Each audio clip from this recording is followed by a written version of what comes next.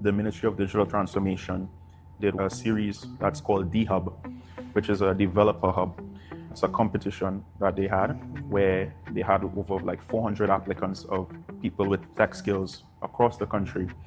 And they gave 5 problems that different entities, government entities had. They narrowed it down to 15. These 15 competed by creating a proof of concept. Government minister said, I want to have a reporting app.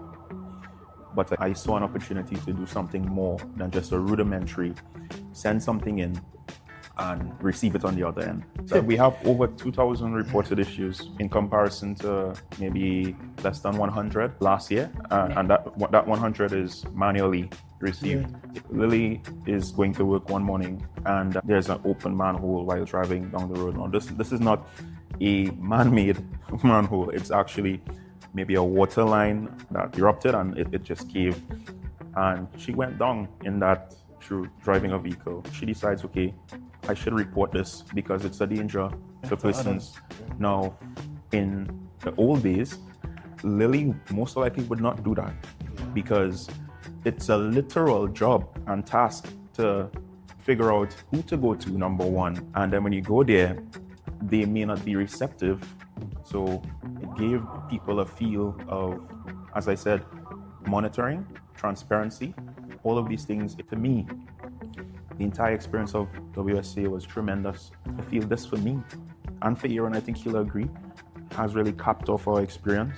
You know, if you say 2 little island boys, tiny island, a dot on the map, being able to share in a forum like this, that could help someone. I think consistency is one of the keys in life. And I think once you make up your mind, once you have this idea of, now this is a goal that I want to achieve, I think you'll reach there. Emeka, Amran, it's such a pleasure and honor to talk to you here in Hyderabad at WSA World Congress. Yes. It's amazing to meet you from so far away across the world. Oh yes, very far. So for the Edge of Impact, the way I usually really want to just find out what local context and your personal context has caused you to start doing what you're doing. So basically, what are the dots that connected for you personally, and maybe also expand on that local context so that we get a glimpse, a window to Trinidad and Tobago. Yes. Well, like many other democracies, Trinidad and Tobago, it has a population where persons don't feel necessarily empowered with a voice, you know, that they could actually share exactly what their challenges are on a day-to-day basis with those who have the authority to make some sort of change with that.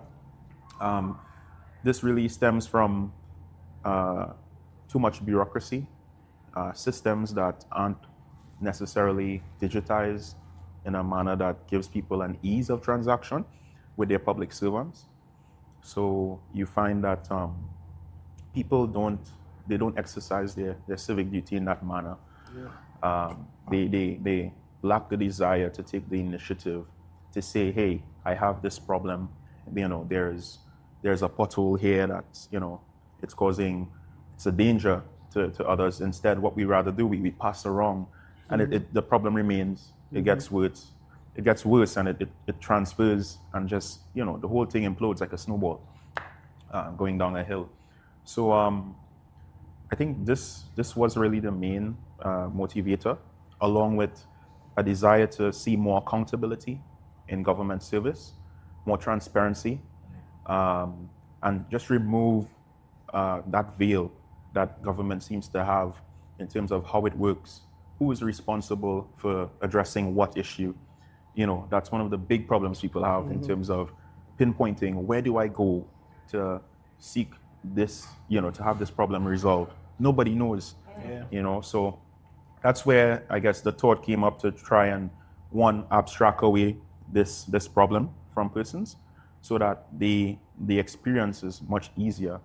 It's encouraged. They feel empowered. They can see exactly what stage the problem is at in terms of its resolution in real time. No longer you have a traditional mode of governance, but one that's more what we like to call real-time governance, right? That's on the citizen side. On the government side, it provides them with an entire data lake, a repository of data that they could now analyze and ascertain exactly what are the pain points within society so that they know exactly what to address and how urgent is it, because it comes straight from the voices themselves, the people that they were elected to serve. So I think, in a nutshell, those are the two sides of our solution, and I think the big angles and purpose behind it. Yeah. And what about your personal context? Why did you start to care about this issue? Yeah. Well, to be very honest, I wish I could give some heroic story, but it didn't happen that way. It's a saying, time and chance happen to every man. Yeah. And I think this is one of those classic cases. Yeah. And in this case, when it happened, we were prepared to take the opportunity.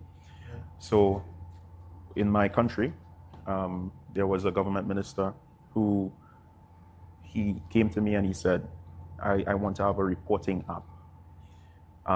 But again, in my preparedness and my experience, I saw an opportunity to do something more than just a rudimentary, send something in and receive it on the other end.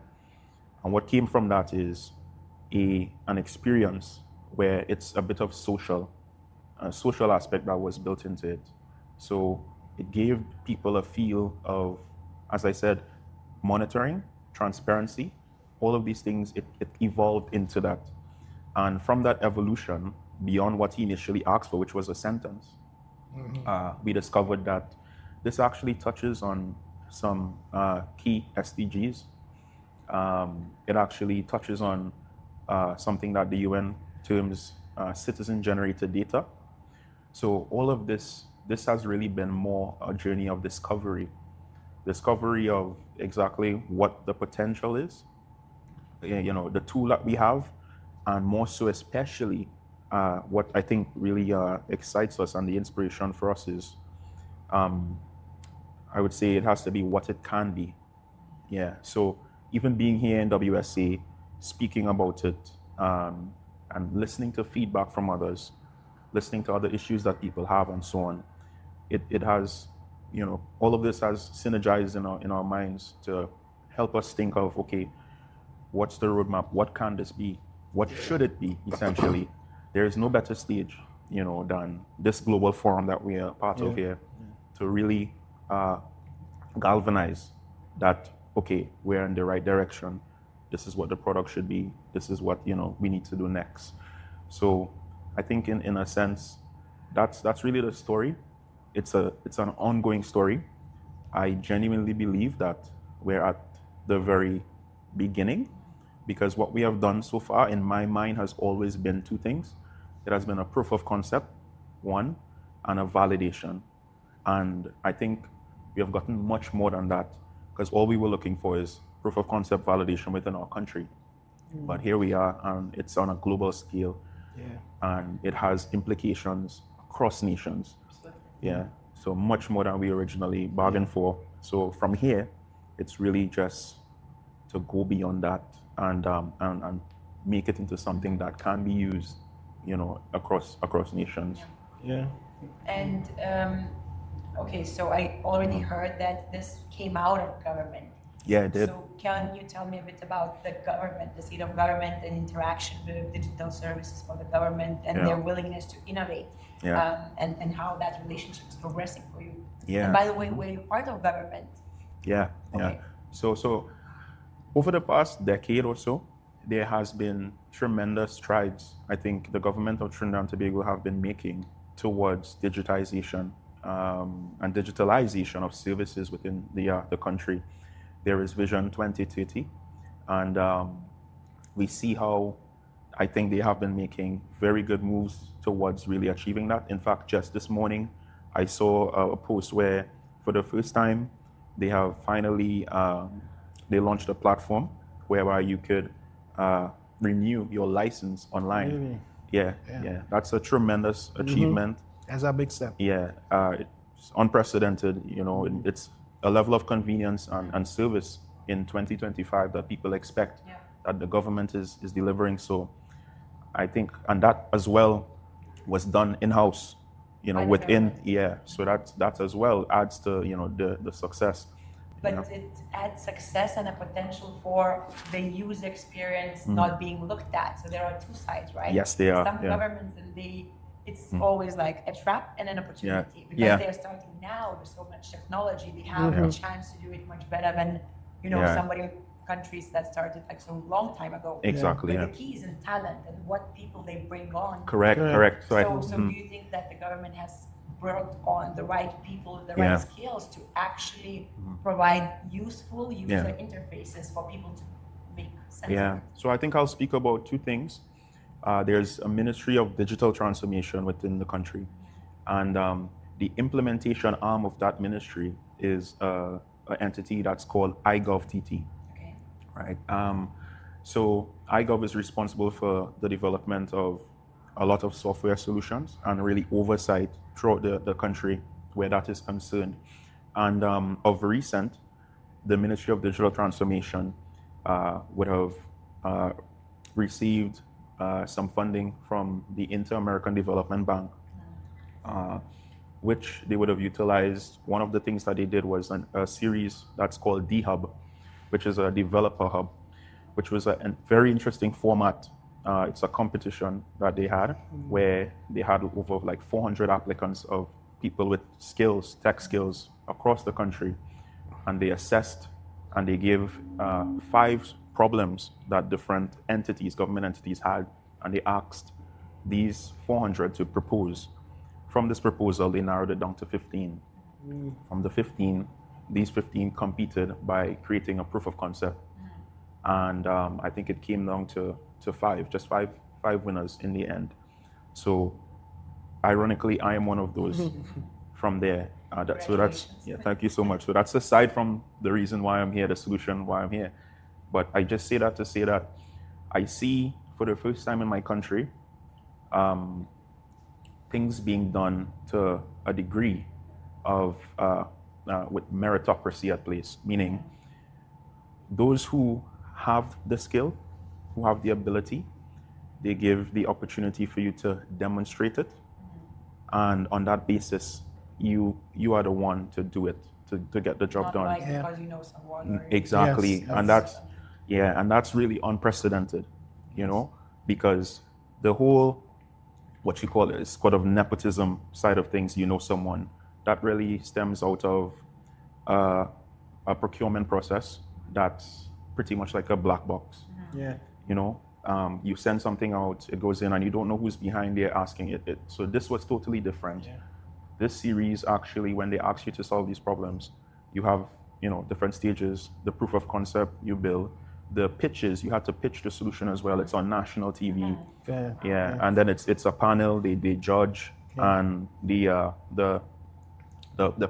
them the problem owners, the entities that have the problem. They have a say in, okay, this is the one that we're looking at because it solves our problem in this way and so on.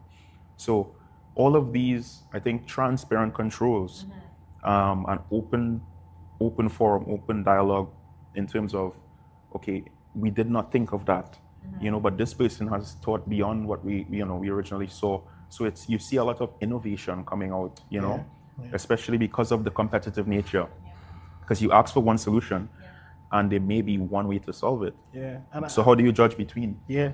So it forces the innovation. So I think this is extremely unique. In fact, Eva from NRD, she had a big part to play in this initiative. Her team from Lithuania were consulting with the Ministry of Digital Transformation within my country to help really bring this solution. So in fact, I think maybe they may be here next year. We hope. We hope they nominate that D-Hub, that entire concept. And maybe they could be here because I think it's an excellent model for countries. I think that it's so excellent on many levels because it gives hope to people that there is a change. They also promote your platform immediately because people saw it on national TV that you guys are doing it. And in terms of the skills of the Trinidad and Tobago people, are there, because 400 submissions means that digital proficiency is quite high. You want to share some on this? So it is. I'll say Trinidad and Tobago is extremely unique. If you see we say Trimbagonian on the international level, they're typically extremely proficient and excellent at what they do. Over the years, we have seen, which is a common thing, there's been a lot of brain drain within my country. Yeah, people oftentimes, more often than not, leave due to frustration, inadequate, no jobs. These things are issues. Again, these sort of initiatives help solve some of these things, right? But I think in terms of proficiency, if I could say, to try and give a measure, when I look, we're in India right now, and I look around, I speak to people from here. Right now we're in T-Works, and the brilliance here is really unprecedented. I'm not surprised because I think the world knows just how tremendous India is, especially in the technical space. Until you come and see it, Yeah, you always think that it's the annoying Indian guy on the phone call, Yeah. customer support, but then you right here is a Yeah. Very different. perspective. It's very different. Yeah, the reality is almost shocking. Yeah. And I see it's because when you look, it's a culture for them. Yeah. It's become a big cultural shift. Even their mannerisms and their warmth and these things. So I think for us, we are just emerging. Yeah. I would say, because of these initiatives, and we are beginning to discover just how proficient. Because, for example, for me, I was not known, at all. I would say, But what did you do before? I did a couple things. I got bitten by the entrepreneurial bug while I was in university. So I would have started a couple companies and failed and, tried and failed. Is your background business or tech? No, it's tech, yeah. So I studied electrical and computer engineering at the University of the West Indies. And Aaron, you studied? Data science and Paris. So Yeah. the education part is strong on Oh, those yeah. skills.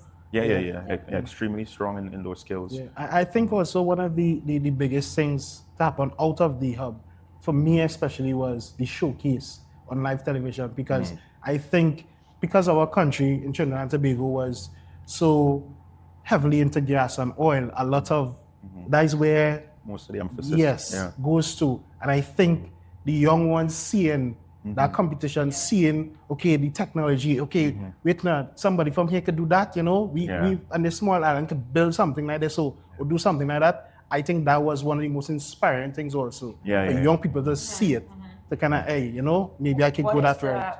Do you know the kind of like rate of education, like higher education in your country? In my country, I don't have a number offhand. But like, rough. your gut feeling.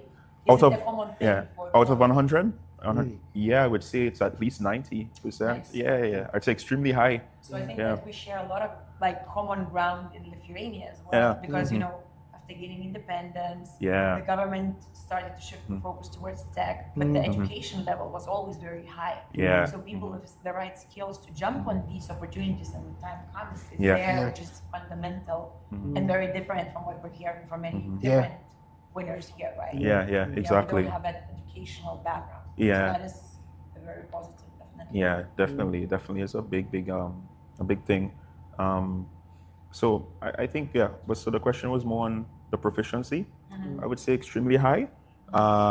But now it's emerging that people are getting the chance to demonstrate it. Yes. And I think that's a huge deal, because it not only helps the individual, but as Aaron was mentioning, it inspires. The young. It inspires for them to come. Does it have also impact on, is the government showing also the businesses that, this is the way to do it?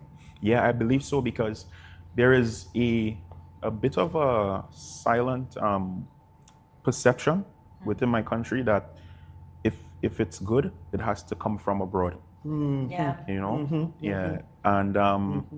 And even like you speak to even people in authority, and they themselves have that perception.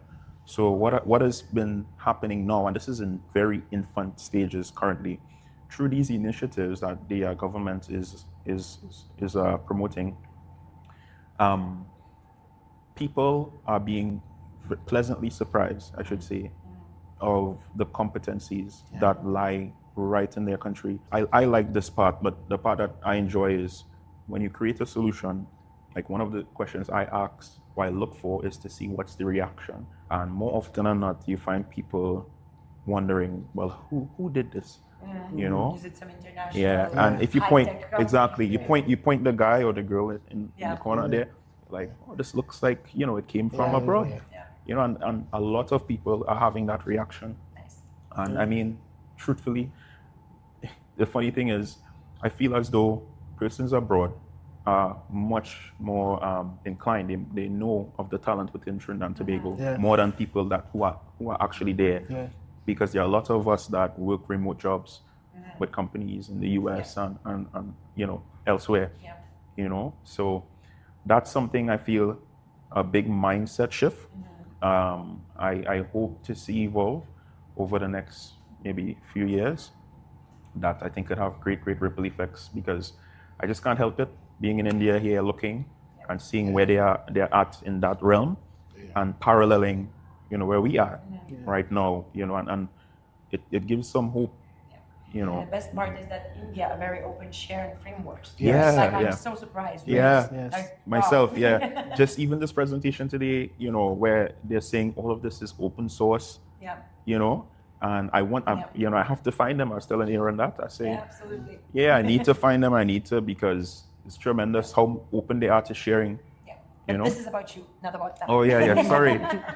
Still in So, yeah. so what do you do? Oh wow, so that's a How does question. and then did it start actually? When was that competition? When did you get selected as the solution? The team to implement it? Okay, so what do? So I wear a number of hats. I would quite simply put it technologist. Yeah. Software But I mean engineer. the platform also. Oh, the platform okay. So there's two things would have to unpack. The platform that we're here for is different from the competition, the platform for the competition. It's two different products actually. Okay. Maybe next year that might be at WSA. Who knows? The platform, like I was mentioning before, when I said crowdsourced data gathering tool, or maybe I told you outside, so I'll repeat it.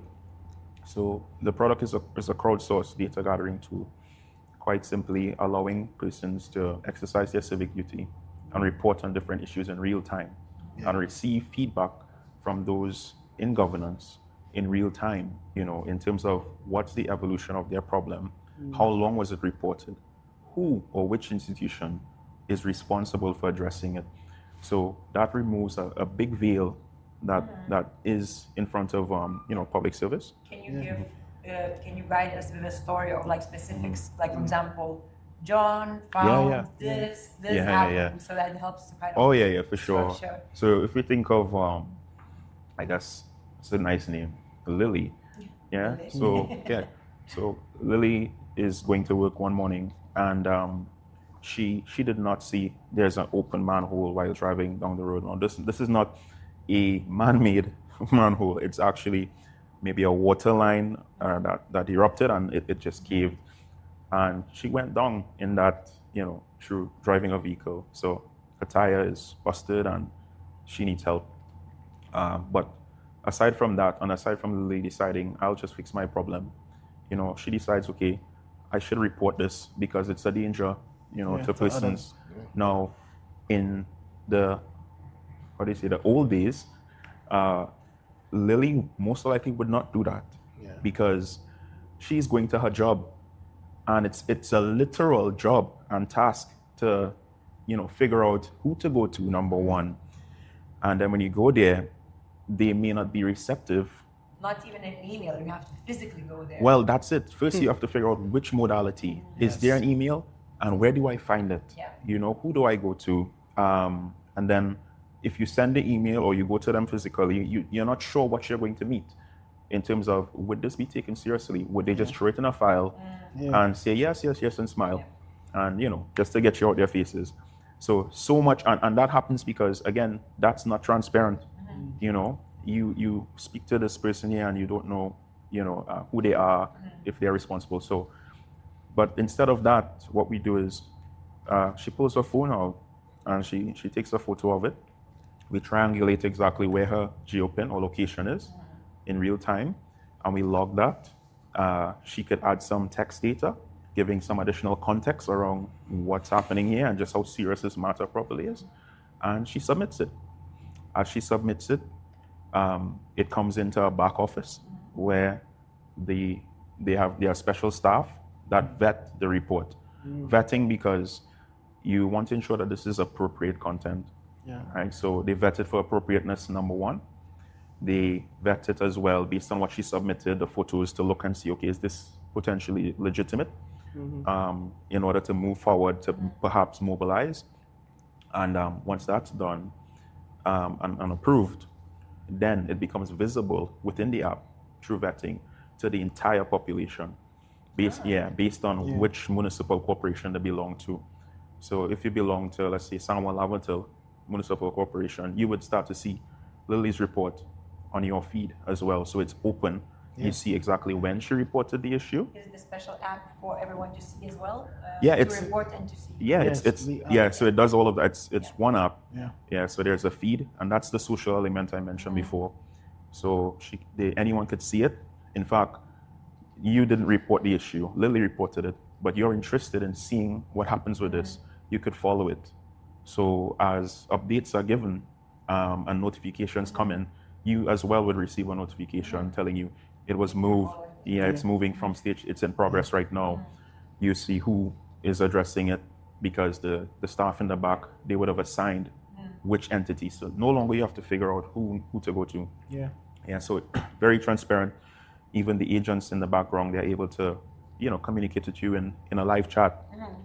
So all of these things leave a digital trail that you can't hide from. It's not only the app, it's also the process alignment on the other side. Yeah. How is that working? And of course, since this was initiated by the government, so I guess they are interested in aligning the processes in the back end. Yeah, they definitely are. So we broke it up into two phases. The first phase, we saw it as data gathering, because in everything, you need to convince those who don't believe as well, because this is new. So we're still in the data gathering phase. When did you start? 10 months ago. Okay. Yeah.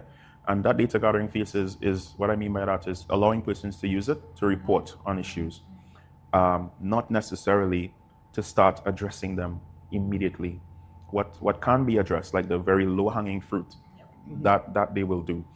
But it's more to gather the data, to present in an analytics fashion, allowing policymakers, allowing decision makers to see, there's X amount of streetlights broken.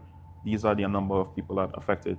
How can we plan for this if we don't have the funds right now in the next fiscal, and make the appropriate decisions? So that's more, I guess, into the phase 2 part, right? Into the phase 2 part is actually resolving the issues. That's a different problem, as you would imagine. So 2 phases. This is more phase 1. Phase 2, I would say, is a bit of figuring it out. Of course, it involves mapping of workflows, and this is the beauty with the solution, where in previous years, perhaps the government has never gone through a process where their workflows were actually looked at closely to see if there are redundancies, to see if there are, just literal shortfalls. But this forces it, because in order to address the problem, we must look at the workflows. And if there are gaps, we need to fix it, because those workflows now have to be translated digitally for reports to not only be received, but for it to be processed and addressed.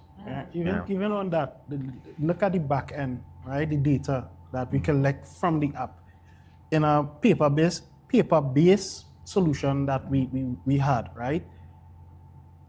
How much reports come in? Nobody knows, right? What is going on? Nobody knows. Everything is in a paper behind a box, behind a box, behind a box. So with the platform, everything is digital. Everything, we can see the stats. You can know that, okay, we have 1,000 reports here. Why have nothing been done, right? Even for me, I've seen a sense of community also, because if I am somebody and I go on the app and I see, okay, this was reported in my hometown. This was reported by this person. Then another person passed, was reported the same way by this person. Well, what is being done? And now I know I could go to the government or whoever runs my area and say, yeah, this is 100 reports on the same problem 30 days ago. What's going on? Yeah. How can we solve this problem? So I think the accountability, right, is a big thing. And also what Mika did was we plugged into a lot of private institution also, like state entities. Yes, like our light and water and these kind of things. Authorities, So I see a lot of faster action from those private entities also. One day the government knew what it was getting itself into. Now they will be obliged to do. But tell me about the data. Like, so what are the numbers? Like, how many people participate? How many issues reported? But obviously, you're not in the phase 2 of solving. But I imagine that people would get really frustrated and lose interest in reporting if nothing was solved. Some of it was already probably solved. A very, very low number, maybe less than 5% so far. Some, So out of how many? Oh, okay. So we have over 2,000 reported issues in comparison to maybe less than 100 last year. And that 100 is manually received. So one big plus is people are submitting far more reports, because it's no longer you have. Already a huge impact. So no longer you need to come in physically. So you don't want to do that. So far And the more. problem is really kind of serious. The ones that are being reported, they're real. Yeah, they are. I would say. Checkpoints. Yeah, I think they are serious. The good thing is, so far, I think all the issues were assigned. So the entity that's responsible, people know who they are. The entities themselves know as well. So now it's just really a ticking clock because every report is timestamped, so you can see how long it was reported. Yes. So I think in terms of numbers, completions are extremely low at this point. I genuinely think and believe that we are just about out of time in terms of people's patience in getting that number higher. But that's, I guess, a slightly tricky part to address because I could say here, this is an election season within my country. Election is on the 28th of this month, April 28th. So there could be changes in administration. There's a lot of uncertainty currently. And then even with a new government coming in, or let's say the same government coming in, they still need some time to, sort themselves out and before things. So I feel that's perhaps the one drawback in terms of having done this within the government service itself. But it's also a factor of just timing because elections, happen to be now. Have downloaded the app? How many people I think we have over 22,000 persons. So that's kind of like also is enough to show the new government.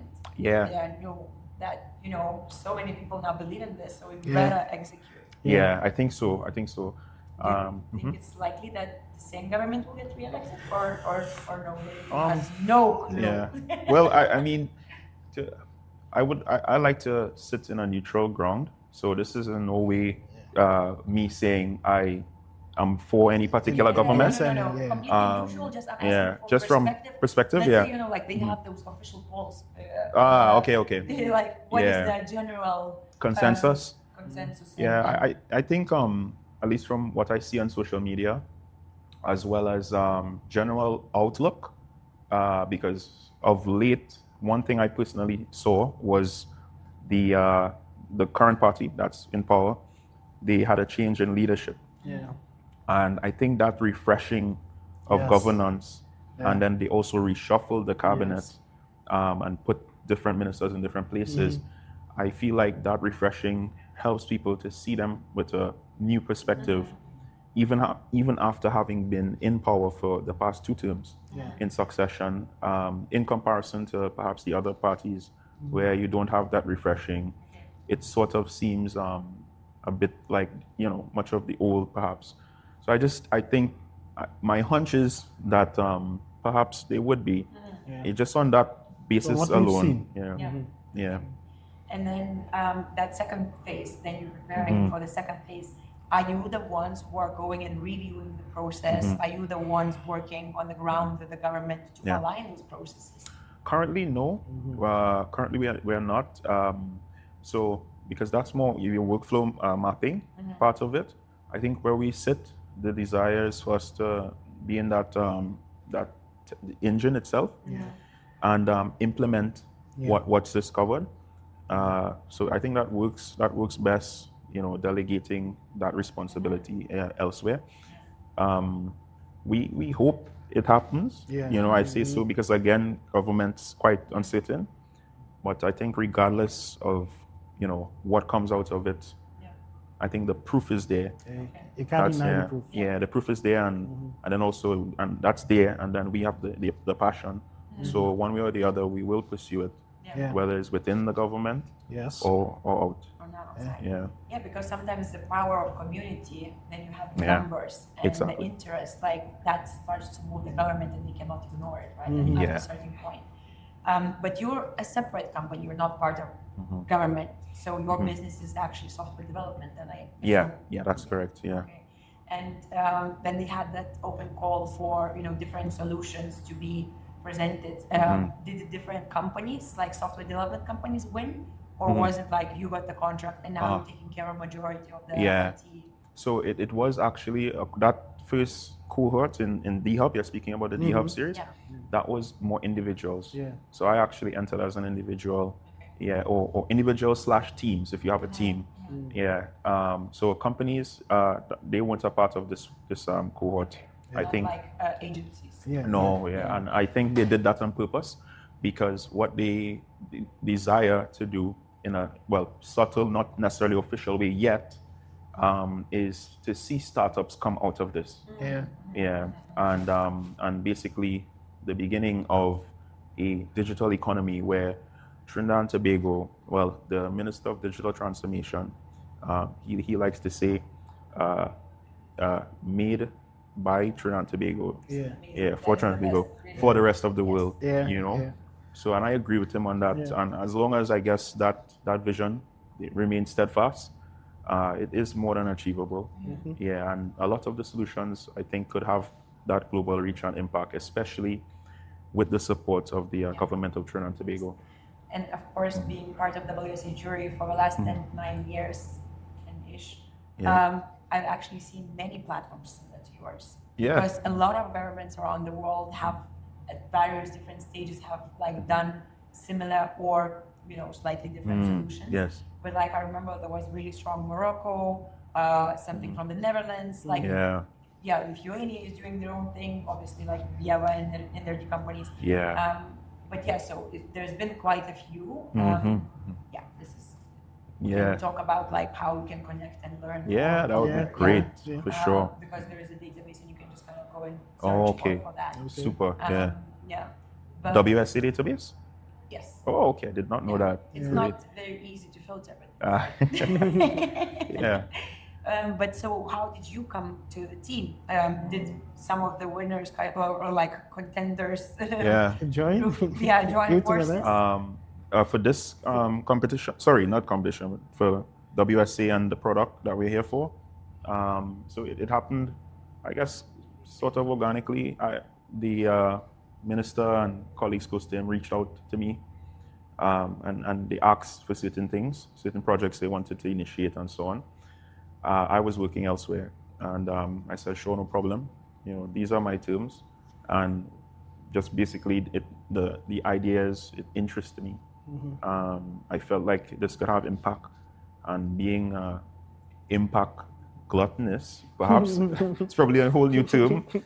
I couldn't help but say yes. And he offered, he said, I should get my team together. So I called up Aaron and a few other guys who I know are competent in their specific area, because at that time I knew that what I got there was a responsibility, not just an opportunity, because the opportunity that was given to me I have never seen anyone received it. So I felt very mission oriented to take it to the moon, quite literally. That way, anyone who's coming after, it could be said that this was done in a very, how do you say, agile manner, and but also very caring manner. a very caring manner, exactly. And the persons who were involved, it shows exactly what talents we have. I didn't just sit by myself and do this alone. No, there are others who are extremely competent and capable. And I think just demonstrating that by itself, because it could not have been done within, the institution by itself. But here we are with a few of these young guys and girls who could just come together and get this thing done. And not just done, but done quickly as well. But tell the WSA winning project, also briefly describe it, because obviously. Yeah, so that's the project that I just described, the crowdsourced data gathering tool. Okay. Yeah. The whole concept of D-Hub and those things were just, that was just to express to you how, the readiness from a digital perspective of Trinidad and Tobago and, what they're doing and so on for the future of the country in a digital perspective, but yeah, that's the project. What are your biggest challenges? With the project itself, this project that we're here for in WSA, I would say bureaucracy. Government, Bureaucracy. Now, I am somebody who I genuinely believe in social engineering is my mode. I see obstacles, I see challenges. And personally, to me, the concept of an obstacle and a challenge, if you could hold that, then it means on the other side, there has to be the solution. So in spite of the heavy bureaucracy, because initially our team, we started with nearly 7. Yeah. And we were working on like 4 different projects. The government? Yeah, we're working on 4 different. This was one of them that we were here for. So we got this through quickly. And we so far have gotten another one through as well, a very important one for the municipal police. And I mean, due to I think bureaucratic reasons and so on, the team was gradually picked apart, downsized, and so on. But in my opinion, it was too little, too late, because we did it so quickly that, again, the evidence is there. So I would say the bureaucracy is a challenge. But again, because it was done, it's quadiratum demonstratum. It's proven. Yes. It's proven. Even the stage being here at WSA, it's proven on a global level. So bureaucrats, right? They could talk. They could send whatever. They could send the emails back and forth, etc. But this product, it's in India. It's a winner. So this is beyond just the national and regional level, which, by the way, we even won a national award with the Inter-American Development Bank for the same product. So a few months ago, actually. Yeah, that was December. Yeah. So I think that's the biggest challenge.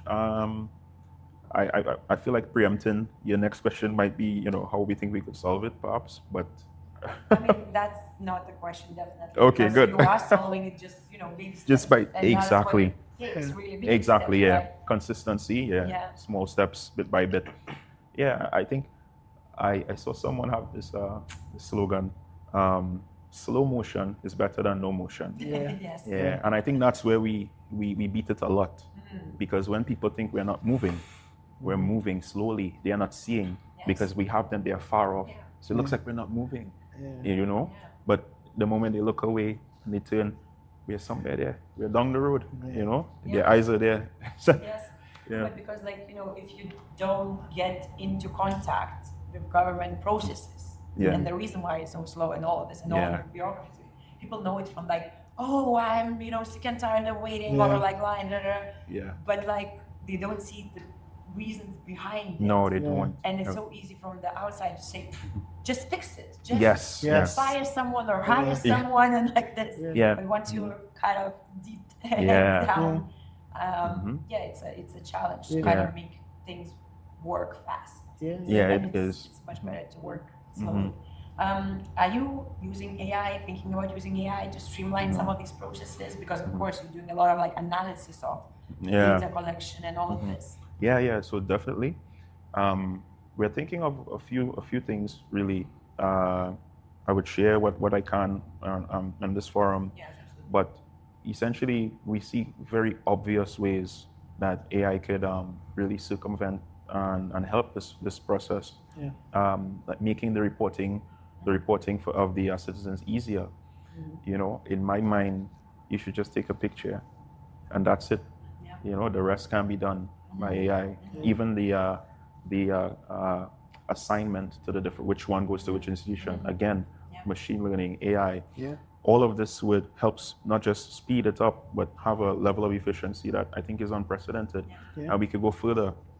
And the further is, aside from which institution it goes to, the moment you have a digital framework whereby you have data coming in and you have persons on the other end who are supposed to they have to use this data in order to action their items and get their work done. If you have an AI system within that background looking at what's happening, it's easy now to identify automatically where the bottlenecks are. Yeah, and it's easy now to surface who is causing this bottleneck. And I said who because quite literally in the public service, it's usually a who. It's usually somebody who has a paper on their desk and they just need to carry it somewhere and they're not doing it. Yeah. In this case, there's no more paper. Yeah, the paper is digitalized, right? So it's on your You're PC. going right to the right person. Yes. And if you don't do it, we will know. Yeah. You know, and again, no human, well, I would say you should have some human in the loop there, but mostly AI, I think can do that. You have all this data now, this reservoir that we spoke of, and you could now dashboard that data, visualize, and your government ministers, policymakers, etc., could see exactly what are the trends, what's happening, okay, and like get a map with like exactly. different But now again, you could heavily apply. You could apply AI. You could apply a RAG-based model there, which would allow even the layman on the street to interact with this data, ask a question. You know, just imagine, you know, say, how many broken streetlights have been addressed over the past XYZ months, and AI could easily just aggregate that data in a very intuitive, user-friendly chat interface, where persons could relate. You know, so I see tons and tons of application. And are you starting to implement them, or are you just conceptualizing them? Yeah, so within the service, well, the mode which we develop is as in within the actual government itself. Our hands are a bit bound, and by that I mean not everything you can just do, especially now where the product. Ocean, right? Yeah, exactly. Because especially now where it's out there, and you would have persons around who feel a bit like. Now it became bureaucratic. Yeah. The digital system. So, but again, with the desire and passion that we have, I do things in parallel. So, regardless, we have been working on some of these things, and playing with the thought of, taking this somewhere else as well with these advancements. And again, because it's validated already, and having that impact. In other words, not waiting for any government or any bureaucracy, just keep moving. And I really like that, if you have engineers and the brain power and the skill power to do it, Exactly. you can slowly introduce it. Exactly. Like one by one, feature by feature, Yeah. for nobody to have to be like, we have to sign off on this. And that's the beauty of AI, I think, that it doesn't have to solve everything at Yes, once, right? No, It can no. be like step at a time. A step at a time, yeah. And I think, yeah, you're right. Are you getting resistance from the employees? Because I'm sure that those people who are sitting on that paper are very unhappy and very kind of reluctant. I think, yes, we have been. I think that would be felt more when the phase 2 comes in, where it has to be resolved. Yeah. And I mean, but I think we're ready for that. You know, if we're given the opportunity to fix and work on that phase in that manner. And the reason why I say we're ready is because I think we do a supercharged agile, meaning it's a problem, something needs to be addressed. We turn over in a few days. You know, so, and I think that again that's a shock in and of itself to the public service, which is notoriously slow. So nobody expects you. If someone comes up, oh, this is a red flag, this is wrong, why are you guys doing this? Why is it like this? You know, they think, okay. Now it will take 2 years to fix. Yeah, not just the years. Now I'm safe, right? Yeah, well, now they think they have grounds for maybe, you know, just turning the entire thing upside down. But in a few days' time, the problem isn't there anymore. So the argument is nullified. You know, so I think on that, you know, basis, the resistance, I think we could deal with that.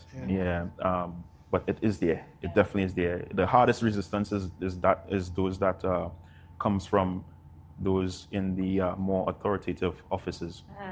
Yeah, it's because they now could find ways or try to find ways to systematically, you know, weed it out. And the system barriers are the worst, right? Yeah, it is. It is. And I really loved an example from one of the Indian digital transformation persons here, is that by introducing the passport, like digital ID, they had to think about the bribes that the passport issuers are now getting and the impact of this salary.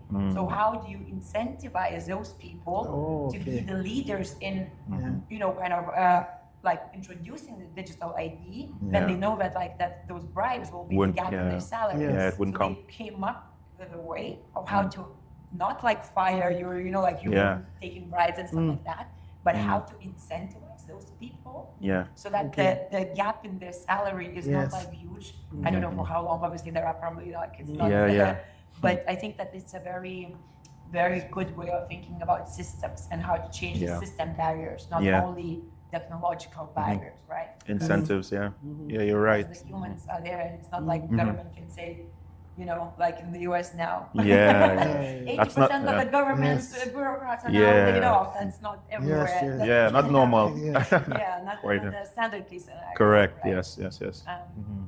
So what is next? What are the next steps, big plans for the future? I think for us, when we look at, you know, what has been achieved so far, we're not necessarily looking anymore for that validation from within our country. I think in life, everything has to be in motion. If you're not moving, then you're probably not alive. And on that basis, I feel like regardless of what comes with this solution within my country itself, I think we have not just the capability and the validation from a global community, but I think more so we have the mindset now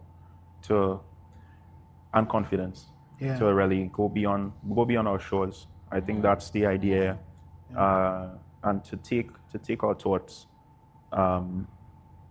beyond what it currently is within the framework of our country, to meet other markets. So I think what's on the horizon in this case, coming out of WSA, is the potential to, I think, establish a citizen-generated data platform, which isn't tied to any one institution, but is open and accessible to countries all over the world. White label solution.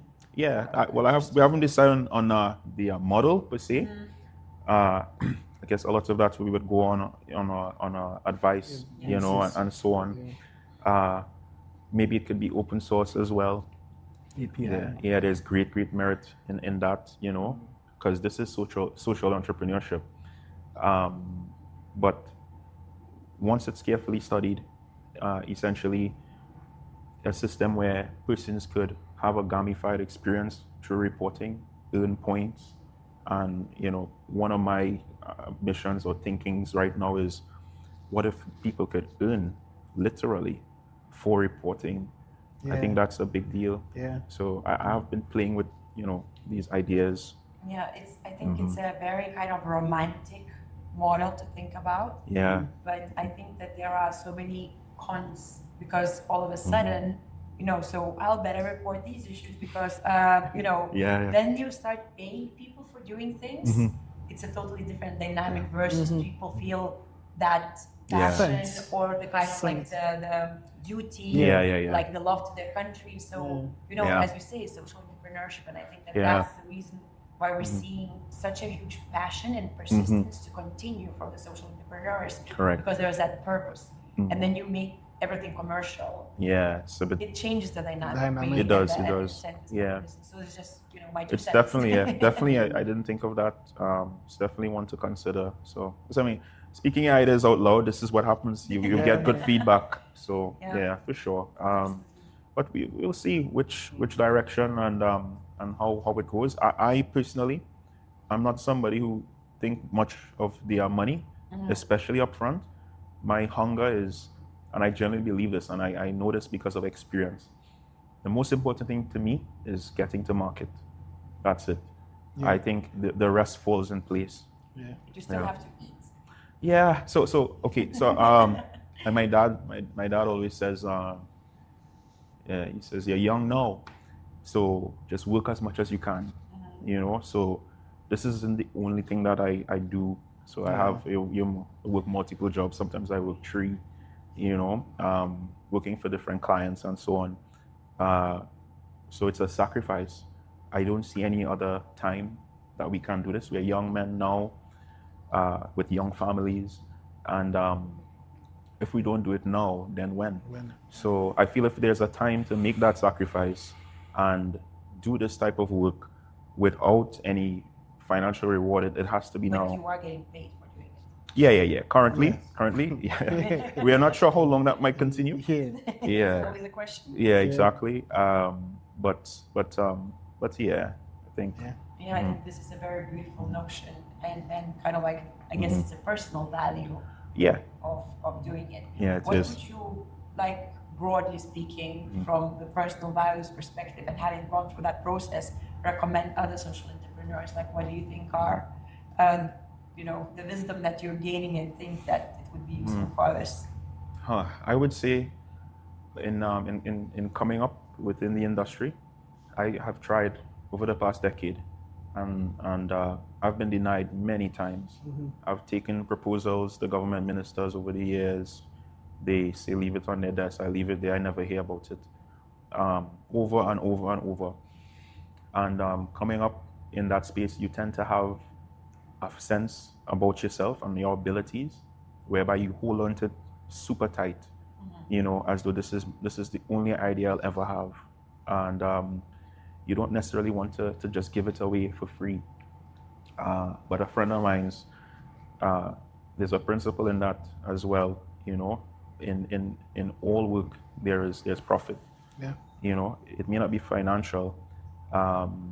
So what I learned through that principle and by exercising it is, for instance, when I got the call to, hey, you want to do this, sometimes you just need to say yes. You know, don't think too much about, okay, how is this set up? Am I going to make money? Is this going to work this way? What's I guess the mode, the logistics of operating? We didn't do that. Just said yes, and an attitude sometimes of let the chips fall where they may. Yeah. So let the chips fall where they may, style kind of attitude, and the whole idea is, I would say to, you know, young entrepreneurs coming up, especially in this space of social entrepreneurship, especially. Sometimes you see a problem, of course, it's a social problem, but you're not the ones who are able to decide on if and when and how, that it's usually a government, all right, and others in authority. Yeah. In this case, for us, what we did was, rather than stand on the outside and bark at them and say, this is what we should do, this is what, we just said yes to what they thought they wanted. Yeah. And same thing as I mentioned about like social engineering, but what they end up getting is beyond what they expected. And in other words, we were able to build what we needed, new people needed, without them realizing it until it's literally too late now. Yeah. So I would say, yes, the system is a problem, but again, don't make it your excuse. I was listening to a guy from Ghana sitting at a table, and he says something like, I rather have my enemy sit next to me rather than be in the bushes where I can't see what he's doing. I think the adoption of that type of attitude, it goes a long way. And also I'd like to add, Emeka is a very strong-minded person, right? Emeka is a very resilient person. A lot of people might grow up with that mentality. It have things that I've learned from him. One of the strongest things I would say is like, when you say, leave the money on the table, just do it, I think for the young ones too, a sense of pride in yourself and confidence in yourself, coming from a very small island, we tend to think that we're not good enough sometimes, or people even put that thought, in your mind that, you're not good enough. Before I came into data science and IT, I did a degree in digital media, right? And it was the same thing. It was a feeling of, maybe I am the problem, maybe I'm not too good enough, maybe, I need to study harder. And it helps in a sense of, we take it serious and we dive so deep into it until I get to realize when you come into the world stage, it's like, no, but I am good enough, I do have the potential, I do have the talent, And I think as a young person coming up, believe in your ideas, believe in yourself, have confidence in yourself, and no matter what happens, keep working, as Mika say, sometimes you might send out projects and it might work and it might fail. Don't get discouraged, I think consistency is one of the keys in life. And I think once you make up your mind, once you have this idea of, now this is a goal that I want to achieve, I think you'll reach there. For sure. And I think we have two extremes with young people, either overconfidence or underconfidence. Yeah. I think that, and it's two separate paths to arrive to that point where like, now I can be proud of myself because now I know what I'm worth and my knowledge what is worth. And I don't think it's possible to arrive to that point without the journey, regardless of which path. That's true. You have to go through the journey. And then I would say to give honor to God as well. Because in me, all things are possible with God. Because many times it's a look within it more than outside. You look outside, you will be discouraged. So I always tell people, like, what you see sometimes isn't really what it is. A lot of it is just lying vanities. At the end of the day, you have to look within. Start here. Don't look too much out and see what you can do. And just have that, as Aaron said, confidence. Confidence in yourself, especially in the Creator, and what He has done. So. That's a lot of advice. I think. But that's the value of it, right? For young people. But Before I have two final questions, maybe just quick one that I wanted to come back to. You mentioned somewhere, guys and girls developing. How is the ratio of female developers, or kind of like in general female place in the society? So in technology, I think this is almost worldwide, where you find that it's not an even number. It's more guys than girls. However, I must say, that I see a lot of young ladies coming in. The one thing though with that, even though their numbers are less than the guys, the ones that come through, they're extremely good. Yeah. Extremely good. And I think that's very important because they now are the ones who would, blaze a trail for other young women. I mean, I could stand there as a man and say what I want about that, but I'm not a woman. So you would find, to me, the greatest champions would be those who come, they do excellent, and therefore, again, proven. Setting the role. Set it, yeah. So that's happening. It's happening a lot, actually. They're leading projects. In fact, that the Hub Challenge that we spoke about, there's a project manager, I'll give a shout, Janelle Kaulisa, yeah, she's tremendously driven, excellent. And, she managed that entire project.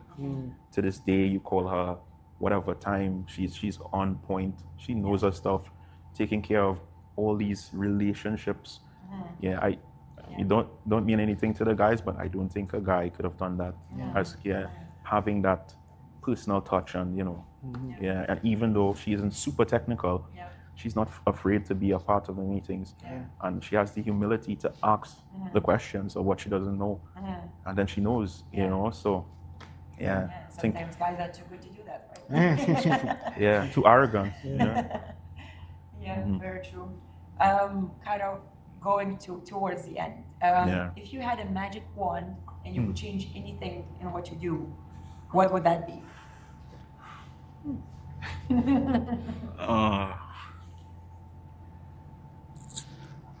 I think a magic wand that could change anything. I think, admittedly, because of my experience, I think everything is with purpose. I don't feel like I would have changed anything.